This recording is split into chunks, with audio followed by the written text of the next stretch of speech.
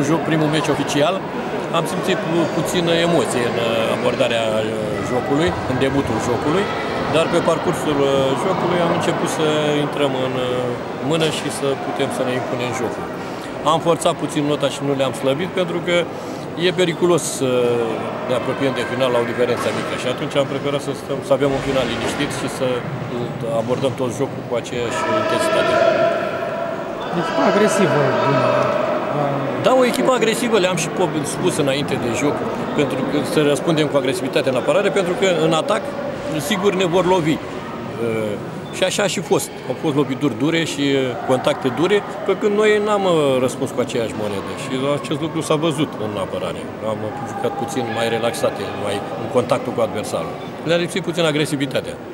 V-a fost frică de acest meci?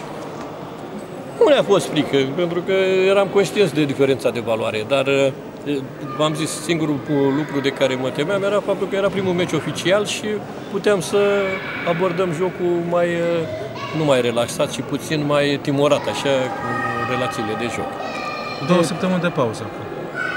Da, avem 2 săptămâni de pauză, încercăm să mai facem un meci amical, pentru că au înghesuit etapele următoare cu intermediare, dar nouă ne prinde bine. Vom face jocul de pregătire și, sigur, având 2 jocuri mai ușoare, mai abordabile, vom reuși să creștem în formă. De prestația celor 3 nou-venite, ce părere aveți? Da, puțin timorate la început, dar după aceea și-au dat drumul la joc.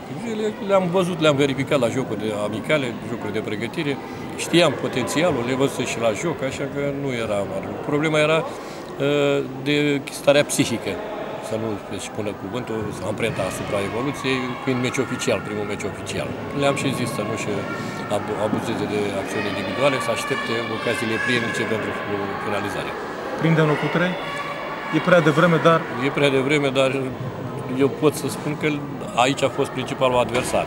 Acum, unul l-am eliminat, mai rămâne 181 în lupta pentru locul 3 și sperăm să îl prindem, să-l învingem și cu 181 și să nu avem probleme. Bine, acolo mai este o problemă la locul 3, pentru că nu e real clasamentul. Cele 3 puncte care le-am pierdut noi cu CSM-ul se scad de la echipele din față. Ele au câștigat echipele din față. Și e posibil să prindem și locul 2. Da. Dacă în funcție de jocul direct cu știința, da, se poate obține și locul 2, deci nu e problemă. Baftă în continuare. Mulțumesc.